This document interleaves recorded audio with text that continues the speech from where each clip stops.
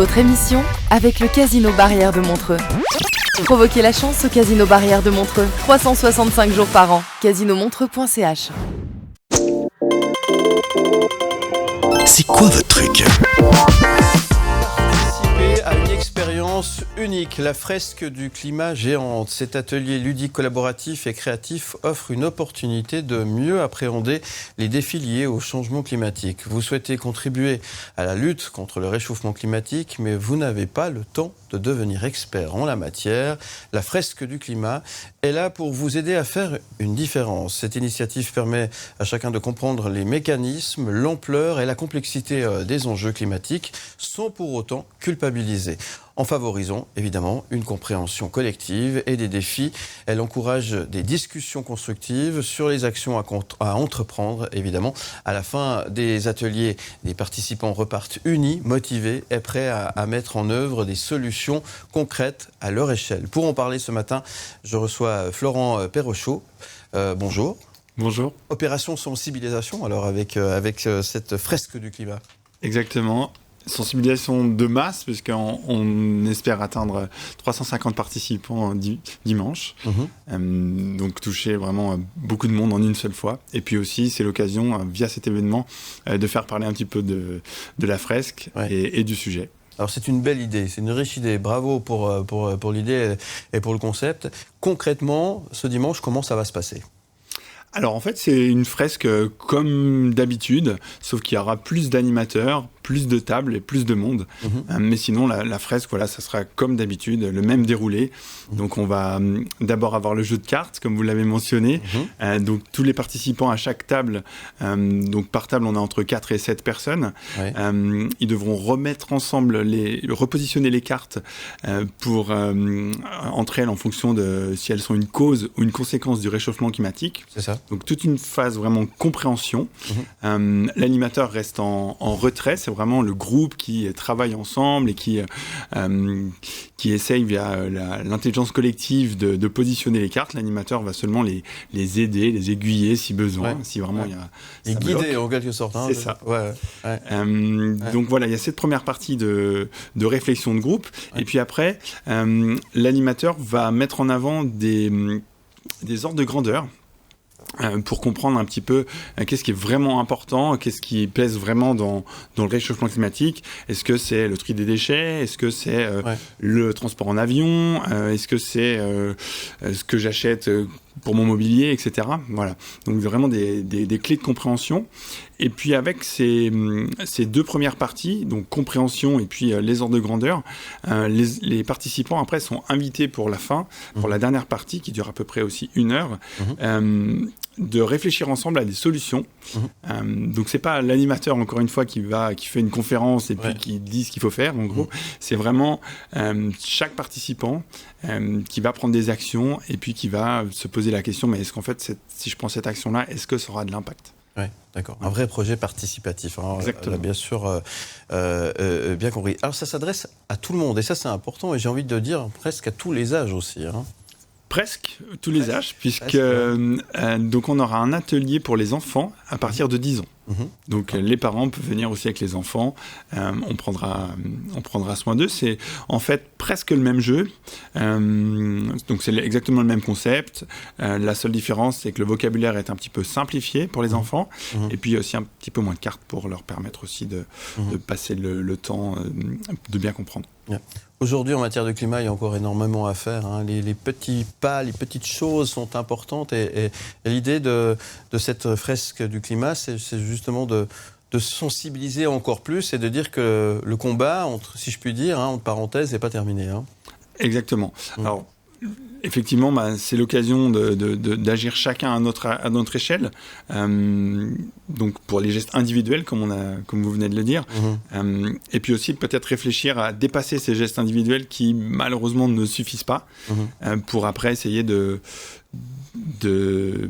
d'avoir plus de portée. Donc peut-être dans son entreprise, peut-être dans son quartier, dans sa commune, peut-être en étant membre de l'association, et puis voilà, d'essayer de créer un peu un engouement pour ce sujet-là.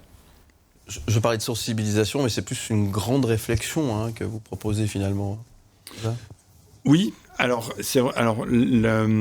l'association, elle utilise les deux mots comprendre, agir. Agir, ouais. Voilà, donc il faut bien comprendre pour bien agir. C'est ça. Et donc c'est effectivement de la sensibilisation, mais chacun se l'approprie en fait. Ça dépend d'où ils en sont dans leur cheminement. Est-ce qu'ils sont au tout début, déjà un petit peu avancés. Voilà, on a tous cette courbe d'apprentissage, et puis on n'est pas tous au même endroit sur la courbe. Donc l'idée c'est de progresser et puis de faire bouger les choses. En Suisse, on est bon élève ou pas ? Qu'est-ce qu'il faut dire aussi ? Quel constat faites-vous en tant que... Si vous organisez, ça veut dire que non. Si vous organisez un événement comme celui-ci, ça veut dire qu'il y a encore beaucoup de boulot. Alors, la Suisse est un pays avec un fort pouvoir d'achat. Et donc, c'est démontré que plus on a de pouvoir d'achat et plus on émet de CO2. Donc, on est, de ce point de vue-là, pas forcément un bon élève. C'est-à-dire qu'on a beaucoup à faire en fait par rapport à des pays qui déjà n'émettent pas forcément beaucoup. La Suisse émet plutôt beaucoup. Donc en Europe, c'est un des premiers émetteurs de gaz à effet de serre. Donc si votre question c'est est-ce que la Suisse est un bon élève au sens est-ce qu'on fait beaucoup d'efforts pour réduire, on va dire ça avance, même si récemment il y a eu la condamnation. Justement, c'est pour ça que je vous taquine avec ça. Très bien, vous voulez que j'en parle deux mots pour profiter de l'occasion. Donc la Suisse vient d'être condamnée par la Cour européenne des droits de l'homme pour son inaction climatique, suite à l'action en justice d'un groupement de personnes qui s'appelle les Aînés pour le climat, qui donc c'est une longue procédure et le jugement a été rendu définitivement donc tout récemment. Et donc la Suisse ne fait pas assez pour protéger ses citoyens face au réchauffement climatique. Par exemple, l'idée de dire attention, il y a une canicule, restez chez vous. Les Aînés pour le climat ont dit nous on n'en veut pas de ce confinement climatique finalement. Donc on a envie de pouvoir profiter de notre vie et pas passer les 2-3 mois d'été confinés dans notre appartement avec les volets fermés. Ça c'est pas l'idée. Donc en fait il faut vraiment aller plus vite, plus loin, et ce qui a été fait jusqu'à présent, la justice a rendu son verdict, c'est pas assez. Donc comme vous disiez tout à l'heure, faut pas culpabiliser, donc d'un autre côté le but c'est pas de dire le jeu est perdu, c'est pas perdu. Au contraire, là c'était déjà urgent depuis longtemps, mais là c'est le mur se rapproche, donc il faut vraiment agir en fait. Faut vraiment agir. Non, alors l'idée n'est pas de culpabiliser effectivement, mais quand même il y a des réflexions et de la sensibilisation à mettre en place, et le cadre que vous proposez avec ce concept, la fresque du climat, est une bonne idée en tous les cas pour permettre peut-être d'avancer un petit peu et de penser différemment, en tous les cas de faire changer quelques façons de voir. Concrètement, ça c'est ce week-end, ça se passe où ? Comment on fait pour participer ? Expliquez-nous. Alors, ça se passe à Lausanne, au Impact Hub, c'est dans le Palier Beaulieu. Très facile d'accès en transport. Pour s'inscrire, donc il y a un lien tout simple que vous mettrez. Vous pouvez chercher tout simplement sur les moteurs de recherche. C'est très bien référencé. Donc fresque géante Lausanne. Vous n'avez pas de chance de tomber à côté. Voilà, fresque géante Lausanne pour avoir toutes les infos. N'hésitez pas, il faut s'inscrire quand même avant pour pouvoir venir participer. Pour s'organiser, pour qu'on puisse s'organiser avec le nombre de tables, etc. Et c'est ouvert à tout le monde évidemment, et ça c'est important de le rappeler. Parce que ça concerne tout le monde. Exactement. Même les climato-sceptiques sont bienvenus en toute bienveillance. Et parce que c'est aussi un espace de discussion, ça permet d'échanger des idées, de pouvoir parler de choses, et c'est tout là l'idée en fait, finalement, c'est ça. Exactement, même si c'est basé sur les rapports du GIEC, donc c'est des rapports scientifiques, c'est pas un avis, c'est vraiment basé sur des faits scientifiques, et cette fresque elle a été créée pour simplifier la compréhension, pour vulgariser finalement les rapports du GIEC qui sont assez difficilement compréhensibles finalement. Très bien. Et c'est pour ça aussi que cet atelier, il a été déjà il y a eu plus de 1,5 million de participants dans le monde avec 150 pays, etc. Donc c'est un outil finalement qui a déjà eu beaucoup de succès. Et l'idée, c'est aussi de le déployer en Suisse. Voilà, il y a à peu près 20 000 personnes qui l'ont déjà eu en Suisse. On vous souhaite plein succès pour ce week-end, pour ce dimanche. Merci beaucoup. Voilà, et bravo et merci d'être venu nous en parler ce matin, Florent Perrochot. Donc j'ai une attache pour nos voisins romains. On appelle ça l'escroquerie, c'est mon métier. Je suis en bonne compagnie avec ça. Énorme. Je suis Comore, vendeur de drogue. Il y a Philippe Morax qui arrive dans votre grève. C'est ce... Ça va donner de la peine. Presque me faire oublier qu'il est 7h.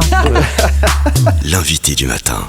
C'est parti pour la 58e édition du Montreux Jazz Festival qui a dévoilé cette semaine sa programmation 2024. Une édition particulière puisqu'elle doit en quelque sorte se réinventer en raison des travaux de M2C qui ne sont pas prêts d'être terminés. Mais ça, c'est une autre histoire. On ne va pas en parler ce matin, c'est promis. Ce matin, on fait le point sur la programmation musicale avec David Letard. Bonjour David. Bonjour Philippe. Merci d'être avec nous de si bon matin. Et nous allons pouvoir parler de la programmation de cette 58e édition 2024 avec le directeur du Montreux Jazz que je suis très content d'accueillir sur le plateau, Mathieu Jaton. Bonjour Mathieu. Salut Philippe.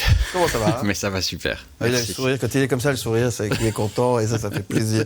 Merci d'être là de si bon matin pour nous parler de cette édition 2024 qui, je le disais, a une saveur un peu particulière quand même. Oui, déjà par le setup, par cette a priori contrainte qu'on a eu de devoir déménager le festival complètement pour les travaux du 2M2C qui vont durer 2024 et 2025.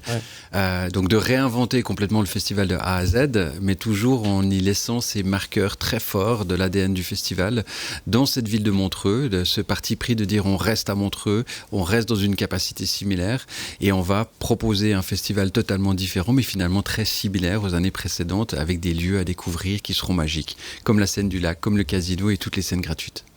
Et ça fait waouh pour cette édition 2024, David Letard. Ouais, c'est très dur, il va falloir synthétiser parce que c'est riche, très riche. Et vous me connaissez, je peux prendre le temps de parole en longueur. Là, on va faire un effort là-dessus. On va démarrer, avant d'écouter le premier extrait et de voir, on va démarrer cette première partie avec la semaine 1. Il faudra compter sur eux, les premiers jours du festival, la pop d'Henry Moody, de Lauren Spencer Smith, James Arthur et la puissance vocale de Zucchero, la capverdienne Mayra Andrade, Thibaut Covin et M, là, pour un projet commun. Thibaut Covin, c'est le guitariste le plus récompensé, 36 prix. The Editors, les Smashing Pumpkins, les Suisses de Black Sidahu et Asaf Avidan pour une prestation unique en solo. Et ils seront là le lundi 1er juillet. Les voici.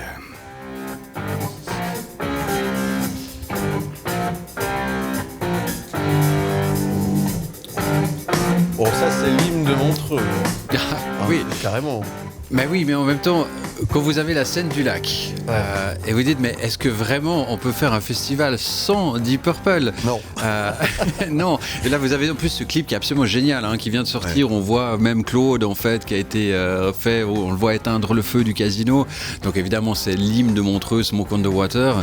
Et ce que j'aime, c'est ensuite ce double plateau, puisqu'on ne s'est pas limité ce jour-là à juste Deep Purple. C'est Deep Purple et Monsieur Alice Cooper qui vont faire vraiment en fait les légendes du rock sur la scène du lac. Ouais. Ceux qui disent que le rock est mort, là, ils vont pouvoir en prendre plein les oreilles et plein les dents. En tout cas, il est très bien, il est très vivant. Ouais. Heureusement d'ailleurs, et ça fait du bien. Allez voir le clip, il est sorti il y a un mois environ. Alors on rappelle la scène du lac, 5500 places situant sur la place du marché, dont 600 places assises et couvertes. Ça fait 900 places de plus que le Stravinsky, Mathieu. À peu près, oui. Le Stravinsky, on était à 4006, 4007, et là on sera sur 5006, plutôt sur ces scènes du lac, avec vraiment un setup, une installation assez particulière, parce qu'on a cette immense scène sur le lac, posée sur le lac, avec l'expérience publique qui sera debout et sur cette place du marché qui est déjà en dévers, donc en fait avec une visibilité sur la scène incroyable, ce podium arrière de 600 places assises qui va dominer les montagnes et le lac, et évidemment le coucher de soleil qui sera dans l'angle de la scène,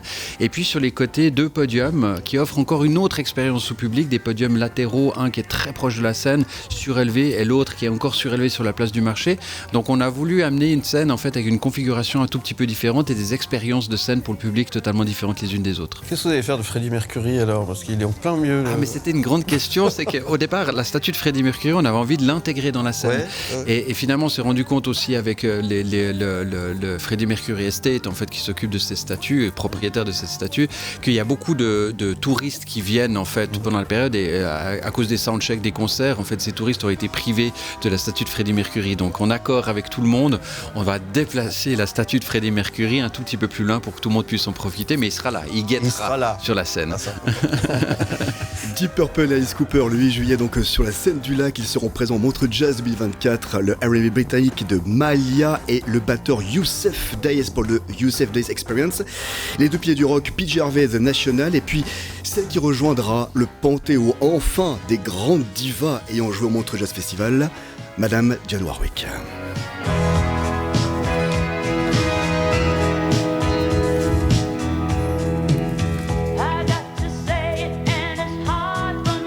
Et on ne s'en lasse pas.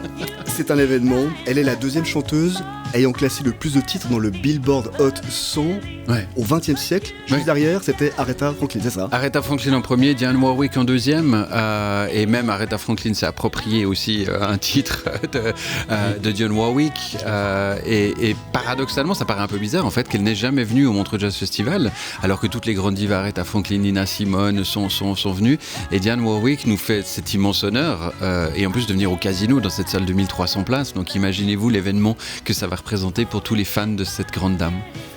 Dionne Warwick and the War and Treaty, ce sera donc le 9 juillet sur la très très belle scène du Casino. La programmation sera agrémentée avec les présences de, pour la première fois, Jessie Ware et l'Écossais habitué des lieux, il est chez lui, Monsieur Paolo Nutini.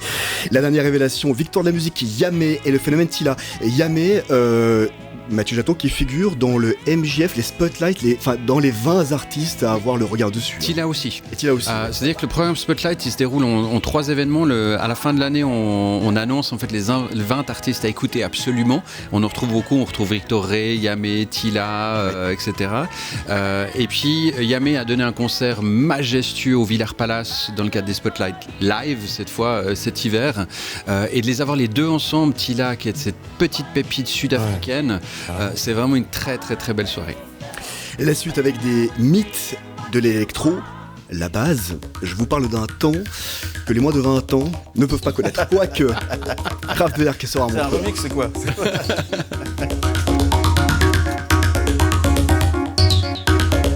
Les pionniers de Düsseldorf, là aussi. Oui, alors les grands pionniers de Düsseldorf qui ont vraiment presque inventé la musique électrique et ces lives absolument incroyables. Donc là, imaginez-vous, fermez les yeux 2 secondes, vous êtes sur la scène du lac, vous avez cet immense écran LED derrière la scène avec les 4 robots. Et puis, moi j'adore en fait l'ouverture, en fait la première partie de Kraftwerk qui est Roisin Murphy, que certains ont beaucoup plus connu sur Moloko. Aussi des prestations scéniques juste incroyables. Et puis là, vous avez en fait toute une histoire aussi de la musique électro qui vient se greffer dans cette programmation, parce qu'on va parler tout à l'heure de Justice qui lance son nouvel album, de Massive Attack, et tout le monde se revendique en fait finalement de Kraftwerk. Donc vous avez presque 3 générations de l'électro qui se trouvent sur la scène du lac. Oui. Kraftwerk donc, et Roisin Murphy, vous l'avez dit, la voix iconique du groupe Moloko, ce sera donc le 11 juillet sur la scène du lac. On continue l'exploration de cette première semaine au Montreux Jazz avec le collectif Afro Jazz Kokoroko et le multi-instrumentiste Maseko, le punch de Bury Can't Swim. Ça c'est une belle découverte. Et puis le groupe français, vous en parlez justement, Justice, et c'est une première pour eux, Justice à Montreux. Première Justice à Montreux, album super attendu, ça faisait quelques années qu'on attendait le nouvel album de Justice et là je crois qu'ils ont marqué l'essai, clairement. Puis merci d'avoir souligné Bury Can't Swim qui est aussi un spotlight d'ailleurs. Petit coup de cœur de l'année, super intéressant en live, très musical et ce qui colle parfaitement à l'univers de Justice. Et puis cette première semaine, il y aura aussi Victor Ray. Et Victor Ray, je l'ai vu à Villars, Mathieu, oui. en live. 30 minutes de concert, une standing ovation à la fin. Enfin, c'est vraiment quelqu'un en devenir. Oui, il fait partie de ces pépites qui sont un petit peu disséminées dans la programmation. Tu as passé tout à l'heure sur James Arthur, qui est déjà plus une pépite, puisque lui c'est fait 2,5 milliards de streams, c'est absolument incroyable. Ouais. Et on sent un Victor Ray qui est en train de vraiment de pousser vers le haut, comme on parle de Yamé, il y en a d'autres qu'on verra après dans la deuxième semaine. C'est ce qu'on aime bien, c'est agrémenter cette programmation de ces jeunes artistes. Rappelez-vous, il y a quelques années, il y avait une dénommée Ed Sheeran qui avait ouvert pour Chris Cornell, une dénommée Dua Lipa qui avait ouvert pour Meu à l'époque. Donc on souhaite le même avenir à tous ces artistes, évidemment. Paloma Faith, la reine Diana Krall et le plus que respecté Jamie Cullum seront là. Et puis, un des fondateurs et batteurs du groupe Pink Floyd, Nick Mason, sera là avec son projet Saucer Full of Secrets.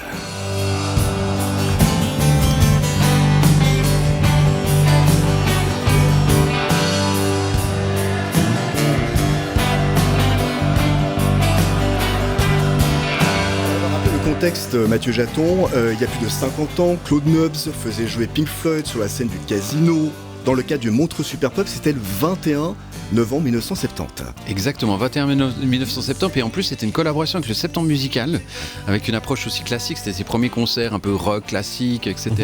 Grand événement à Montreux, puisque Montreux était envahi par le mouvement hippie qui venait du monde entier écouter le concert de Pink Floyd. Et là, quand vous imaginez 50 ans plus tard, Nick Mason qui revient avec les Saucer Full of Secrets, qui va réinterpréter les albums de Pink Floyd de 1967 à 72. Rappelez-vous, pour les fans de Pink Floyd, cette période-là, c'est la période de Syd Barrett, c'est la période de Echoes, c'est la période avec cette pochette avec la vache incroyable. Donc pour les grands fans de Pink Floyd, c'est un super événement à vivre au Casino devant 1300 personnes. C'est cool, cette proximité avec le public. Le 13 juillet, donc sur la scène du Casino, Nick Mason pour un projet exceptionnel. Le Montreux Jazz QV 2024, eh bien, ce sera avec également la Soul de Jalen Ngonda et Britannia Award. Alors Britannia Award, c'est le dernier coup de cœur de Claude Nobs, ce Ferrer. Oui, avec Alabama Shakes. On les a découverts en fait sur la scène du Stravinsky avec les Alabama Shakes. Je ne me rappelle plus de quel concert ils ouvraient. Et là, tout le monde a été scotché par la voix de Britannia Howard. Donc, la voir revenir maintenant en headliner au Casino, c'est un très bel événement. Et tu l'as mentionné, Jalen Ngonda. Jalen Ngonda, rappelez-vous, on avait fait un tour du monde avec Jalen Ngonda qui s'appelait le Fairmont Tour. On avait fait 27 concerts à travers le monde qui s'étaient terminés en fait une semaine avant le début du Covid. Dernier concert était en Chine, je crois, ou quelque part en Asie. Donc Jalen, qui est un musicien vraiment assez incroyable, qui va ouvrir pour Brittany, ça c'est des moments que j'aime beaucoup. Et il y aura aussi la typique Marc Rebier et Pibi viendront pour la première fois en Suisse, le phénomène funk indé Wolfpack.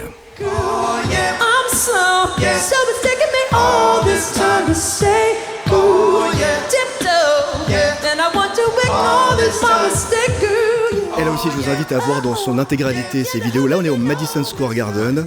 Se faire 4 fois, il le remplit. 4 fois rempli. Ce qui est très rare pour un groupe indé funk. Et là, je crois qu'il faut mesurer l'événement d'avoir Wolfpack. Wolfpack a été créé en 2011. Groupe mythique, jazz, funk, indé, label indépendant encore. Seul groupe de label indépendant à remplir le Madison Square Garden 4 fois d'affilée. Ils sont jamais venus en Suisse. Ça fait des années qu'on les cherche, on les espère de les avoir et ils sont là. On a eu un petit aperçu l'année passée avec Corey Henry, vous vous rappelez, qui avait ouvert pour donc le guitariste qui avait ouvert pour Nile Rodgers. Donc là, vous imaginez ça, mais x10. C'était quand vous regardez cette scène, des salons, des tapis, etc. Et puis il y a des moments où vous avez la totalité du Madison Square Garden qui chante en fait sur une ligne de base qui est improbable. Vous voyez tous ces musiciens qui sont d'un talent incroyable. Pour nous, ça, pour moi, c'est vraiment un grand moment de cette édition du Montreux Jazz. Même si Wolfpack est moins connu en Suisse qu'ils ne sont aux États-Unis, mais vous pouvez pas rater un concert pareil, ça sera incroyable. Immanquable. Je l'avais dit, ce serait riche. Et là, on est qu'à la première semaine. C'est que la première semaine. On va parler de la deuxième semaine dans un instant. Ça va donner de la peine. Presque me faire oublier qu'il est 7h. L'invité du matin.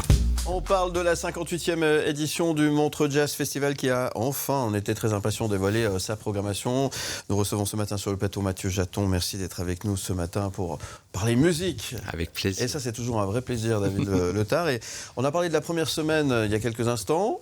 Si vous avez loupé, je vous rappelle qu'il y a le replay, il n'y a pas de souci. Et là, on va parler de la deuxième semaine. Oui, parce que c'est long, Montreux. Et oui, mais c'est long, mais c'est bon. 16 jours, c'est long, c'est bon. Deuxième semaine, David Letard, alors. Au Montreux Jazz Festival, il faudra compter sur la présence du groupe R qui viendra rejouer leur album culte Moon Safari, sorti il y a 25 ans. Et la présence du groupe de la période regrettée, la période du Trip Up, Massive Attack, sera là le 15 juillet.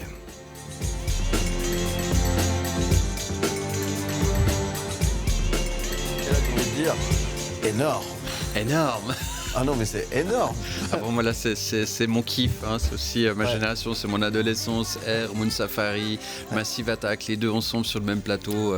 Ouais, c'est un cadeau, quoi. Ouais. Alors, comme j'ai pu entendre en conférence de presse, je me joins à vous. Là, moi non plus. Je vous le dis déjà. Donc, merci d'avance. On raccroche.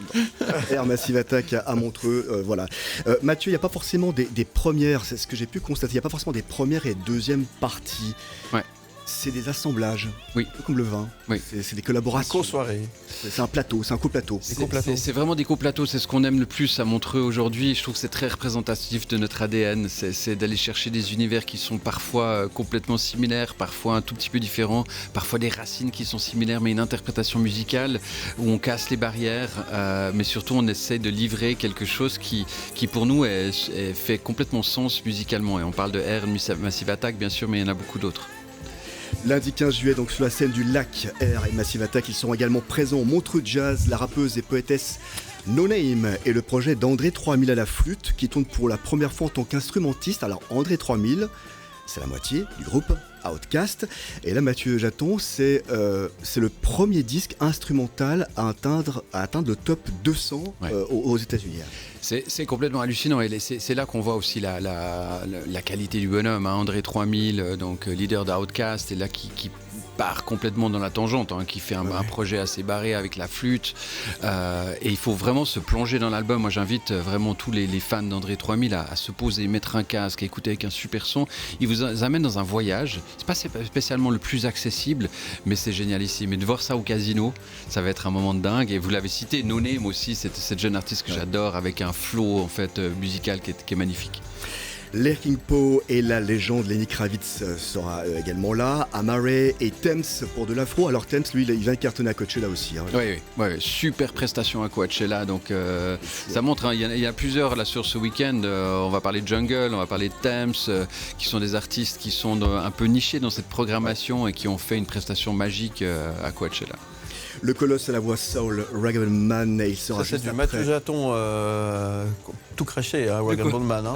Ah. Bah oui, je l'avais présenté à la conférence de presse de 2016, mais là, ce que j'aime le plus, c'est que en fait, il vient sur ce même billing que Sting, qui est quand même une énorme soirée, Rag'n'Bone et Sting. Et puis, vous avez Sting qui vient avec le Power Trio. On a vu beaucoup Sting, en fait, tourner, mais souvent avec des artistes, des musiciens très jazz, hein, comme Vili Colaiuta à la batterie, ce qu'on aime même beaucoup d'ailleurs. Et là, il vient plutôt avec son Power Trio. Et c'est lui qui l'appelle comme ça. Donc, on sent déjà les sonorités plus rock, en fait, de Police.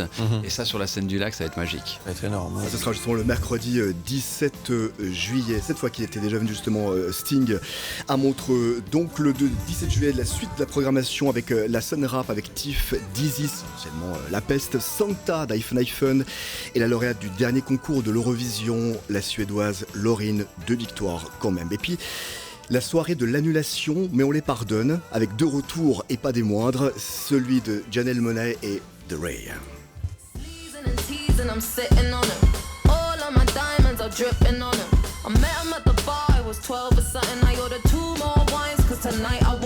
Mathieu, je reviens 2 jours avant, on est en conférence de presse. Coupé, hein. On est en conférence de presse. Là, vous diffusez l'extrait de Ray, toute la presse est présente. C'est un silence. Et lors des Brit Awards, tout le monde est scotché.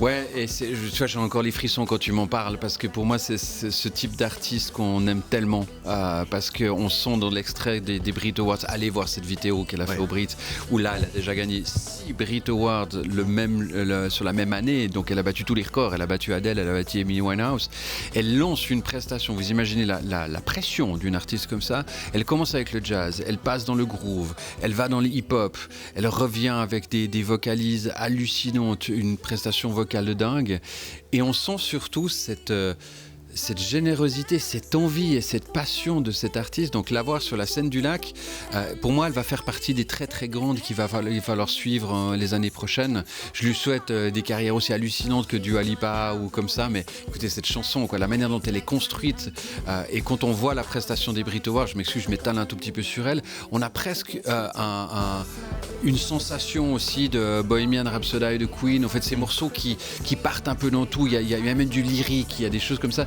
Et voilà, on aime ce genre d'artiste et je suis ravi de l'avoir avec la grande Janelle Monáe, qui est déjà venue à Montreux, mais qui, on sait, était la petite protégée de Prince et qui donne des prestations scéniques qui sont dingues. Avant de passer à la suite, juste une petite histoire, petite anecdote sur Ray. Il y a un petit drapeau suisse qui est drapeau sur le bras. Drapeau, voilà, tatoué. Elle a un drapeau ghanéen, suisse et britannique, donc elle a les 3 nationalités. Donc il y a un petit peu de suissitude dans la musique de Ray et ça nous rend très fiers quelque part. Ah oui, carrément. Le 18 juillet, donc sur la scène du lac, Ray et Janelle Monáe, la suite de la programmation du Montreux Jazz avec le groove de l'excellent Michael Kiwanuka et ce qu'on adore également sur M, le groupe britannique John Gull, les ballades mélancoliques de David et le phénomène jazz Love. Don't you dare look at me that way. I don't need reminders of how you. Et la retour à Montreux d'une artiste islandaise de talent, meilleur démarrage pour un album jazz sur Spotify. Ouais, exactement. Et là, de nouveau, je crois que j'ai ouvert la conférence de presse avec Lové parce que pour moi, elle est très symptomatique de ce qu'on fait au Casino et de ce qu'est le Montreux Jazz aujourd'hui. Là, on voit une jeune artiste très empreinte de la musique Broadway, finalement, donc avec des racines plus anciennes, mais fait un carton monumental sur TikTok, s'adresse à un public jeune, et l'album de jazz qui a eu les meilleures références depuis le début de l'année. Donc c'est assez génial. Et on voit que certains ont dit le jazz est mort. Non, le jazz il est là dans cette nouvelle génération d'artistes qui sont incroyables. Ouais. Le 19 juillet, donc sur la scène du Casino Love, ils seront présents pour les derniers jours au festival. The Sacred Souls, une pépite, je vous dis, la Belge Célassou et Duran Duran pour une première à Montreux. On en parlera. Et ils seront aussi sur la scène du lac, tout comme Duran Duran, sauf celle.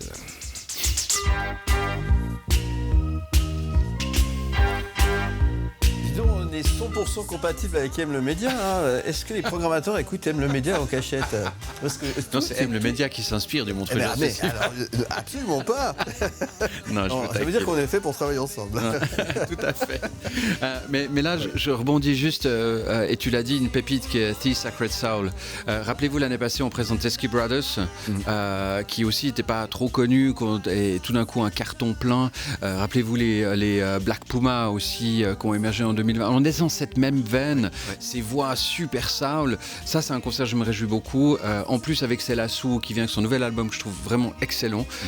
Donc voilà, il y a tout un univers. De nouveau, là, on met ces deux artistes, on dit tiens, qu'est-ce qu'ils ont à faire ensemble? Et quand on regarde l'univers et de ce qu'ils produisent aujourd'hui, ça donne un plateau de clôture qui est super intéressant. Et puis cette clôture sur la scène du lac, sauf celle, évidemment, cette chanson qu'on a tous en tête, qui va là nous trotter toute la journée dans la tête après cette émission du matin. Et puis Duran Duran, pour la petite histoire, Duran Duran, ça fait 35 ans qu'ils ne sont pas venus en Suisse romande. Concert en 1984 à la Rose d'Or de Montreux. Puis le dernier concert en Suisse romande, c'était au Les Rock. Et depuis, on les a plus jamais revus en Suisse romande. On avait un passage en Suisse alémanique, mais pas en Suisse romande. Donc imaginez-vous ce phénomène que ça va être sur cette scène du lac en clôture pour un revival des 80s. Des concerts qui commencent aussi un peu plus tôt. Oui, c'est juste 20h, c'est ça? Oui, concert à 20h sur la scène du lac. Et là, je reprécise, ne venez pas à 21h en disant je vais voir le headliner, parce qu'en fait, il n'y a pas de headliner. Il y en a deux headliners. Un qui commence à 20h. Les concerts se terminent vers 23h sur la scène du lac. Ça a été tous les accords qu'on a fait avec les habitants aussi proches de la scène du lac pour pouvoir fermer cet espace à minuit. Puis après, toute la nuit se continue sur l'autre partie, donc du côté du Palace, avec les scènes Ipanema, El Mundo, Listomania, en fait, toutes ces scènes qu'on a l'habitude d'avoir à Montreux. Donc visitez vraiment cette ville, vous allez découvrir des endroits que vous ignorez. Le setup est très grand, donc depuis le Palace jusqu'au Casino, et même nous on va devoir se faire un petit peu les mollets, mais en tout cas pour les festivaliers ça va être des moments uniques. Et puis alors je profite de l'occasion pour profiter, là on a un setup qui est au centre de la ville de Montreux, on est à côté de la gare de Montreux, donc n'imaginez même pas venir en voiture, prenez le train, on arrive, vous êtes paf à Montreux, il y a des trains qui vous ramènent jusqu'au bout de la nuit, donc profitez de cette infrastructure qui vous permet de vivre la musique à plein. C'est beaucoup mieux, aller en train à Montreux, c'est beaucoup plus simple. Il y a pas de ça, c'est sûr. D'ailleurs, vous étiez venu sur ce plateau pour parler du setup. Je vous invite également à retrouver cette interview en replay sur mlemedia.ch. Encore deux dernières infos avant de se quitter. L'ouverture de la billetterie, ce sera donc le 19 avril à midi. Et la programmation des scènes gratuites, ce sera pour le 5 juin. Toutes les infos se trouvent sur montreuxjazzfestival.com. Merci beaucoup Mathieu Jaton. Mais c'est un plaisir, comme toujours. On te souhaite beaucoup matinal, de soleil. mais toujours un plaisir. Ensoleillé. Ça sera un grand soleil à Montreux. Voilà, et on se réjouit d'être sur En tout place. cas dans nos cœurs. Bah oui, alors ça c'est le plus important effectivement. Merci d'être venu ce matin, c'était un vrai plaisir. Merci Belle à vous. 58e édition. Avec plaisir, à Et très à vite. très bientôt. Pour la programmation gratuite. Ah bah oui, la porte est grande ouverte.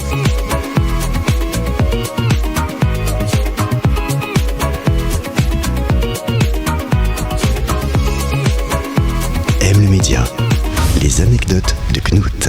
Les anecdotes de Knut sont de retour. Il y a eu une grande période de vacances, mais on est de retour avec Knut Schwender qui est en pleine forme. Bonjour Knut. Mais bonjour, Comment ça va en pleine forme en effet, En forme absolument, exactement. Les vacances sont toujours bénéfiques. C'est très bien, on va vous retrouver avec les anecdotes dans quelques secondes. Juste rappeler que dans un instant, nous recevrons un grand monsieur de la cuisine, Dominique Gauthier. Exactement, que j'ai connu il y a très très longtemps, quand il était déjà au Chaboté où il est quand même resté 30 ans, Ouais. et qu'il vient de quitter l'année passée pour un nouveau projet, magnifique projet de restaurant à Genève. On en parlera juste après. Avec grand plaisir. Mais avant cela, durant cette période un peu vacances, vous avez profité de voyager un petit peu. Et j'ai cru comprendre que vous étiez rendu du côté de la Croatie. Exactement, vous êtes bien informé. Ah oui, mais vous savez, c'est mon service de renseignement. C'est très très bien. Mais oui, d'autant plus qu'en fait, c'était presque officiel. Ça n'était pas des vacances. J'étais à Split, en fait, en Croatie. Ouais. Et j'ai mangé là les meilleurs ravioles de poisson que j'ai mangé peut-être de ma vie, mais en tout cas depuis très très longtemps. Alors j'étais à Split en fait pour le concours mondial de Bruxelles. Alors là, plus personne ne comprend rien, parce que pourquoi Bruxelles à Split ? Ouais. Eh bien, c'est parce que cette organisation dont on avait parlé déjà est une organisation de l'année passée exactement, évalue des vins du monde entier, invite donc des palais du monde entier à se rendre dans diverses destinations pour y déguster des vins qui eux aussi viennent du monde entier. Donc je ne suis pas allé à Split pour découvrir les vins croates, même si j'en ai découvert des très bien, mais pour les vins du monde entier. Et puis d'ailleurs, c'était une session vin rosé où 3 rosés suisses ont été primés. Donc on a le caviste rosé des artisans vignerons d'Olon qui ont une médaille d'argent, on a les titans de Provins qui ont également une médaille d'argent, et on a le rosé Pigalle, que je ne connaissais pas, du domaine du Mont d'Or en Valais, qui a gagné, comme c'est le domaine du Mont d'Or, et bien ils ont gagné l'or. Donc bravo à eux, ça c'était très bien. Et en marge de tout ça, j'ai découvert Split, qui est une ville, je ne sais pas si vous la connaissez, qui est très très belle. Le centre occupe en fait l'ancien palais de l'empereur romain Dioclétien. Et la ville médiévale s'est développée dans l'enceinte de ces murailles, donc c'est assez incroyable. Il y a des temples, il y a une cathédrale qui est l'ancien comment ça s'appelle, mausolée, mausolée de Dioclétien, je ne trouvais plus le mot, et des voûtes et des choses assez folles. Et le soir de la clôture de ce concours mondial de Bruxelles, on a eu un repas de gala qui a été notamment fait par un jeune chef qui s'appelle Rocco Nikolic. C'est un jeune chef qui a travaillé notamment en Toscane, et il nous a servi une raviole de loup qui était à tomber de sa chaise, au point que le lendemain, comme j'étais resté 2-3 jours pour découvrir la ville, et bien le lendemain j'ai immédiatement réservé dans son restaurant qui s'appelle Zoï. Je ne sais pas ce que ça veut dire d'ailleurs, mais enfin bon, un restaurant qui est adossé à la muraille du palais de Dioclétien. Pardon, j'ai la voix qui chevrotte. Oui. Et eh bien, j'y ai remangé, bien sûr, ces fameuses ravioles. Ce sont des ravioles, parce que je me suis dit qu'il fallait pas se priver. Je vais pas passer par Split très longtemps. Donc, ce sont en fait des agnolotti de loup au jus de poisson local avec de fines lamelles de thon, et le tout est posé sur une purée de panais. Ça a un petit goût de beurre noisette, même s'il n'y a absolument pas de beurre noisette dans cette histoire, mais c'est une absolue tuerie. En plus, ce restaurant a une terrasse. Il faut le savoir, c'est sur le port de Split. C'est le plus beau spot de Split, sans jeu de mots. Donc, allez à Split. Si vous allez à Split cet été, n'oubliez pas d'aller manger les ravioles de poisson de loup de Monsieur Nikolic. Merci pour cette bonne adresse pour celles et ceux qui se rendent peut-être prochainement dans cette belle région qui est la Croatie. C'est très très beau l'été, effectivement. C'est par ailleurs vraiment magnifique. J'ai même pu me baigner. L'eau était à 14, donc il faut être un peu motivé, mais je suis toujours motivé.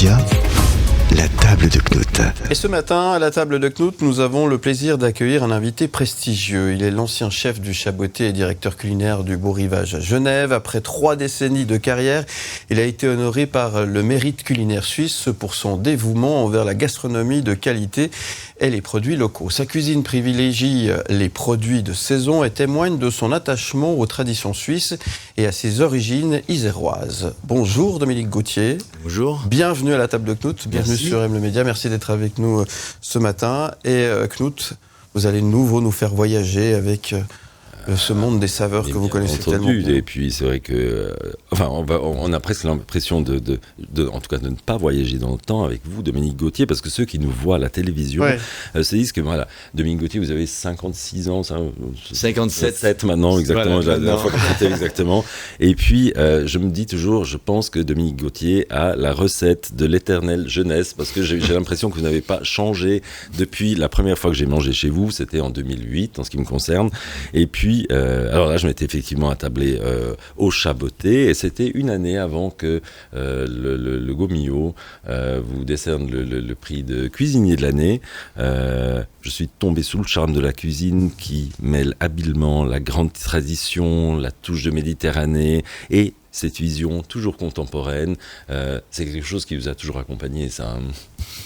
Je ne sais pas si ça m'a toujours accompagné, mais bon, tout ce que je fais, c'est avec... je veux dire simplicité et puis avec passion.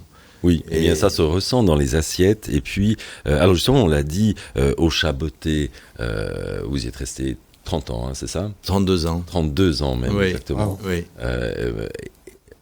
Comment est-ce qu'on quitte un endroit qu'on a vécu intensément pendant 32 ans ? Mais je me pose encore la question. Je devais arriver... je suis arrivé sur Genève, oui, c'était en 92.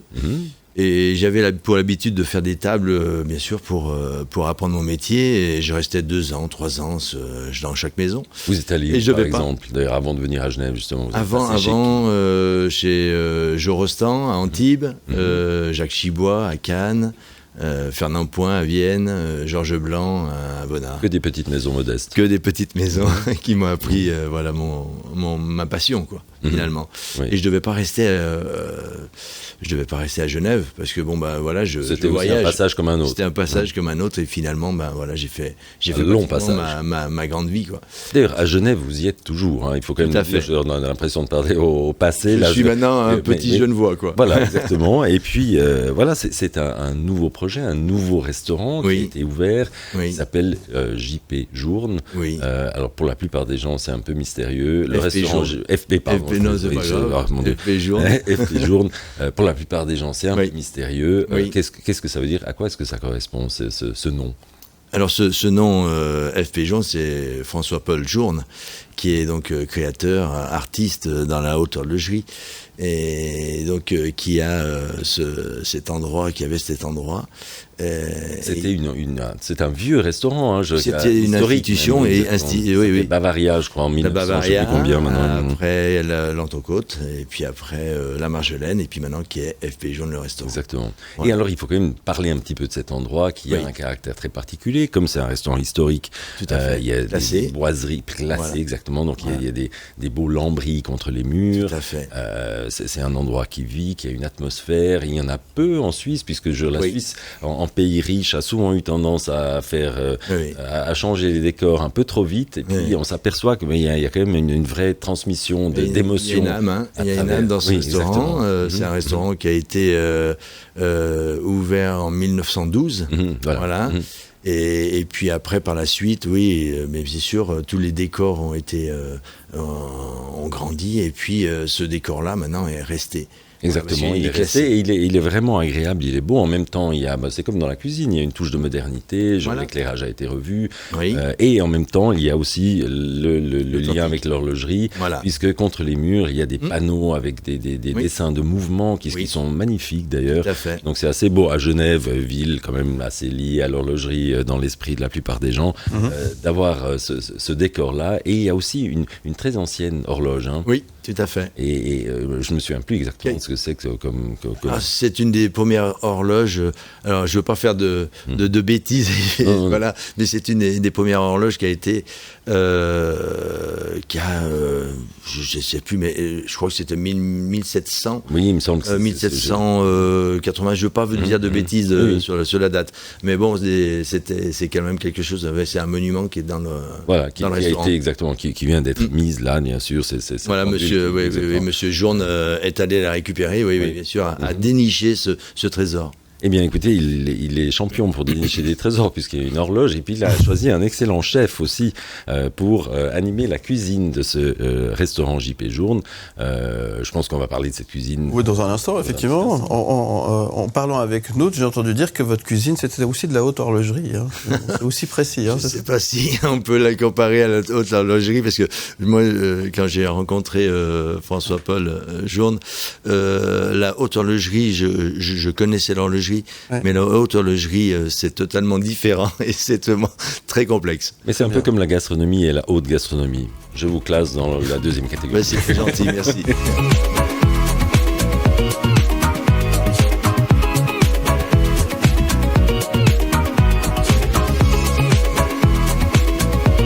M le Média, la table de Knud. Gastronomie pour ses quartiers chaque vendredi matin sur M le Média et sur Canal+, avec Knud Schwander et notre invité ce matin, Dominique Gauthier, à votre table. Knud, et on parle maintenant de haute gastronomie. De haute gastronomie, exactement, et du restaurant. Et alors, François-Paul Journe, voilà, exactement, je ne vais pas me tromper encore une fois, FP Journe, qui se trouve donc au centre de Genève, qui se trouve tout près du lac. Oui. L'adresse, c'est quoi? C'est rue 49, rue du Rhône. Rue du Rhône, hein, c'est ça exactement. Voilà. Et alors, vous avez marqué quand même Genève maintenant, 30 ans, avec des recettes qui, disons, tous ceux qui se sont attablés chez vous ont en mémoire un certain nombre de recettes. Quelle est la recette dont vous êtes le plus fier? Bon, disons que je peux pas dire une recette où je suis le plus fier, mais je suis assez heureux de voir que mes recettes, des clients viennent pour des recettes, viennent pour des plats. Parce qu'ils peuvent les retrouver donc maintenant. Oui, tout à fait. Voilà. Donc comme vous voyez, comme on voit sur ces photos à l'écran, on voit cette langoustine cadaïve qui ça fait plus de 20 ans que je fais ce plat-là. Et on ne s'en lasse pas. Et les clients viennent pour ce plat-là. Et c'est pour ça que je me suis dit, mais... Donc décrivons peut-être, ce sont des langoustines qui sont donc enrobées de cette enrobées de cadaïf, cette pâte cadaïf. Voilà, on peut retrouver cette pâte. Oui, c'est des filaments de pâte qu'on peut retrouver des fois dans les pâtisseries un peu orientales. Exactement, libanaises ou autres. Voilà. Et puis j'ai enroulé ça pour peut-être pour les cuissons, pour une cuisson croustillante. Voilà. Et puis j'ai associé avec une sauce agrumes, donc jus d'orange, safran, huile d'olive. C'est une merveille, ça il faut le dire, parce qu'effectivement on a le croquant de la pâte, on a la langoustine qui est à l'intérieur, qui elle est translucide, qui n'est pas surcuite. Voilà, parce qu'elle a été protégée par la pâte.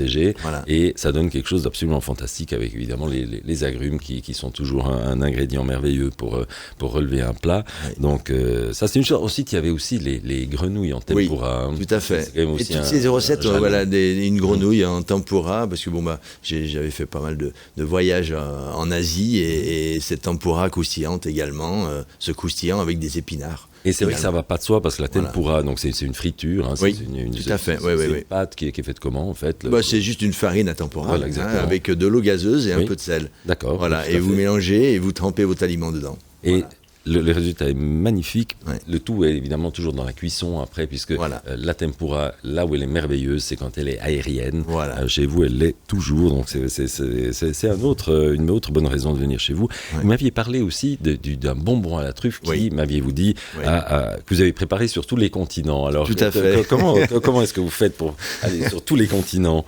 Écoutez, c'était assez simple parce que ce bonbon à la truffe, c'était une idée de mettre une truffe autour d'une farce de volaille, farce fine de volaille, et puis panée avec de la visure de truffe.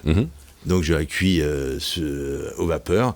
Et ce bonbon, il y a une personne qui l'a mangé et qui l'a trouvé avec... Je faisais un petit risotto aussi de céleri à la truffe dessous. Oui, c'est juste. Et ce bonbon a été dégusté par une personne qui appartenait donc à l'Académie internationale de la gastronomie. Voilà. Et qui en a fait la promotion. Et donc, c'est-à-dire que quand j'ai été cuisinier de l'année, ils m'ont emmené dans beaucoup de pays pour faire pas voilà. Est-ce qu'il y a un de ces endroits qui vous a particulièrement marqué?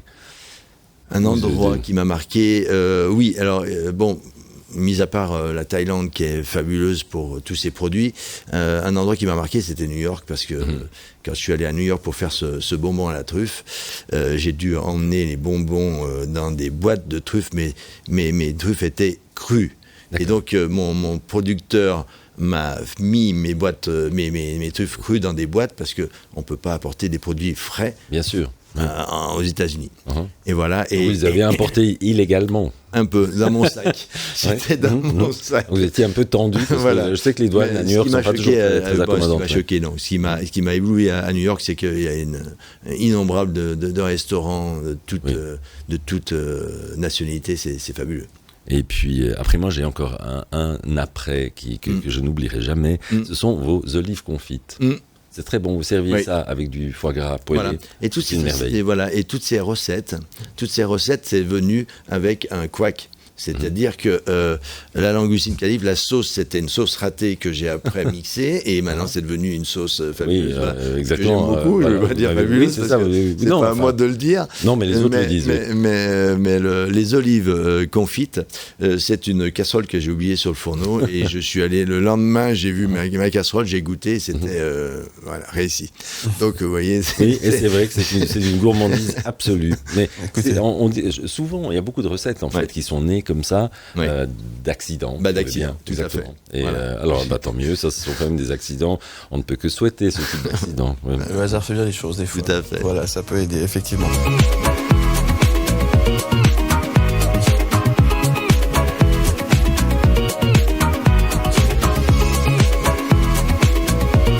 M le média, la table de Knut.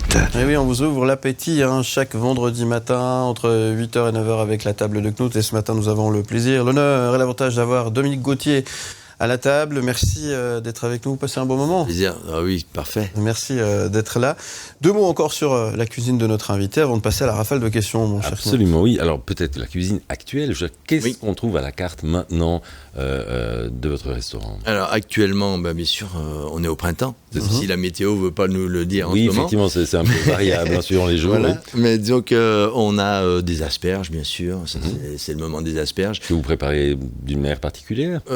Alors, avec je fais souvent les asperges avec du poisson, aussi avec des ravioles. Je fais des petites ravioles d'asperges à ricotta. On a des poissons du lac aussi, l'omble. Voilà, l'omble avec des épinards frais. Ces poissons du lac, vous travaillez avec un pêcheur? Voilà, tout à fait. J'ai un petit, je travaille toujours avec les mêmes fournisseurs, mes mêmes producteurs, mes mêmes pêcheurs. 30 ans, vous avez eu l'occasion de constituer un carnet d'adresses. On a lié des amitiés, oui, tout à fait. Et ça, c'est primordial. Et puis, j'ai beaucoup de chance. Voilà. Oui, j'avais visité avec vous aussi un primeur chez qui vous approvisionniez toutes sortes de propos. Les produits, justement, ces produits locaux, c'est important pour vous? Disons que c'est le primordial, oui, bien sûr. Puis, c'est actuel. Mais aussi, oui, on peut aller voir le producteur, l'éleveur. Et puis, ils nous demandent des fois des conseils. Nous, on leur donne des conseils, mais aussi, on leur demande aussi des conseils. Voilà, et c'est fabuleux. Oui, parce que tout ça, ce sont des échanges, c'est évolutif. Voilà, tout à fait. Et est-ce qu'il y a des projets au niveau cuisine, dans l'immédiat, peut-être pour la fin du printemps, début de l'été? Vous avez déjà des plats qui se dessinent? Alors écoutez, hier, j'étais avec tout seul dans ma cuisine avec ma fille, mon petit-fils, dans la cuisine du restaurant. Et donc, quel âge votre petit-fils? 1 an. Très bien. Oui. Et donc, voilà, j'ai fait une nouvelle recette. Et finalement, ça a l'air de lui plaire. Donc, je pense que je vais... C'est lui qui décide. Alors, il goûte. C'est bien, il goûte déjà. Et on peut dire ce que c'est? Alors, écoutez, oui, je reviens d'Italie et j'ai vu à Venise, voilà, et j'ai vu des marchés fabuleux de poissons et de crustacés, de mollusques, c'était magnifique. Et donc, il y aura bientôt une pâte fraîche au citron avec un tartare de langoustine et caviar. Pas mal. Alors, voilà. Vous vouliez qu'on vous mette l'eau à la bouche, eh bien, ça y est. C'est clair. Voilà. Bon, c'est l'heure de la rafale des questions. Est-ce que vous êtes prêt, Dominique Gauthier? Pendant 1 minute, on va vous poser plein de questions. Il faut essayer de répondre le plus rapidement possible. Voilà. On part un petit peu dans tous les sens. Vous êtes prêt? Je suis prêt. On y va, c'est parti. Allez. La rafale de questions. Dominique Gauthier, cuisinier, c'est le plus beau métier du monde? C'est une passion. Si vous sortez au restaurant, vous allez où ? Dans un restaurant asiatique. Quel est votre repas préféré ? Ça peut être des abats. Quelle est votre boisson favorite ? Le champagne. Votre recette pour séduire ? Pour séduire, un crustacé. Aimez-vous le cénovis ? Je l'ai goûté. Et vous n'avez pas répondu à la question. Excellent, très bon diplomate. Vous ne voulez pas nous répondre. Je prends ça pour un non. Le repas qui vous a le plus marqué dans votre vie ? C'était à New York, chez Daniel Home. Votre destination gastronomique préférée ? Destination, la Thaïlande. Que ferez-vous dans un an ? Je ferai toujours de la cuisine. Allez-vous de temps en temps au fast-food ? Alors, mes filles ont essayé de m'y emmener. Et alors la réponse est d'accord. Mais ça n'a jamais été un succès.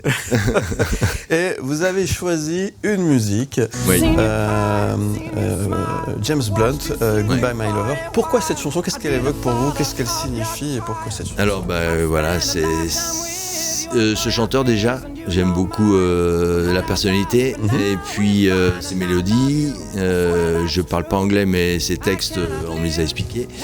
Et cette chanson me fait beaucoup. Ouais. Là, j'ai déjà des frissons parce que c'est une chanson qu'on entend, qu'on écoute souvent avec ma famille. C'est-à-dire quand on part en vacances, je mets toujours le CD de James Blunt. Voilà. C'est une belle chanson d'ailleurs. Ouais. Bon choix. Ouais. Et donc c'est toujours voilà. Chanson qui a une signification pour vous importante. Pour moi, c'est beaucoup de. Disons que ça parle beaucoup de la famille, ma femme qui m'a. Enfin, pour moi, qui m'a soutenu pendant toutes ces années. Et je la remercie parce que Sandrine, elle était toujours avec moi tout le long de. Oui, et puis je pense qu'en tant que cuisinier, on a besoin de soutien. On a besoin de soutien familial, ça c'est important. Elle était là, elle est toujours là, et mes enfants aussi, mes 2 filles. Voilà. Et puis maintenant j'ai un petit-fils, donc voilà.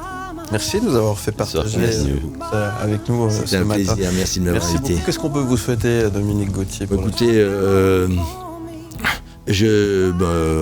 que ça continue, quoi. Parce que voilà, c'est que du bonheur de travailler avec une équipe qui me suit depuis des longues années aussi, et puis je puisse aussi retrouver, mais être derrière des fourneaux, pour moi c'est fabuleux. Donc c'est pour ça que je voulais tenir à dire que sans une équipe, vous n'êtes pas grand-chose. Et donc je remercie toute mon équipe et tous les gens qui me soutiennent. Merci. Le message est bien passé. Merci d'être venu ce matin, Dominique Gauthier. On les remercie aussi, parce que puisque quand on est client, on a la chance de s'attabler chez vous. Merci à ce travail d'équipe. Magnifique, effectivement. C'est très gentil.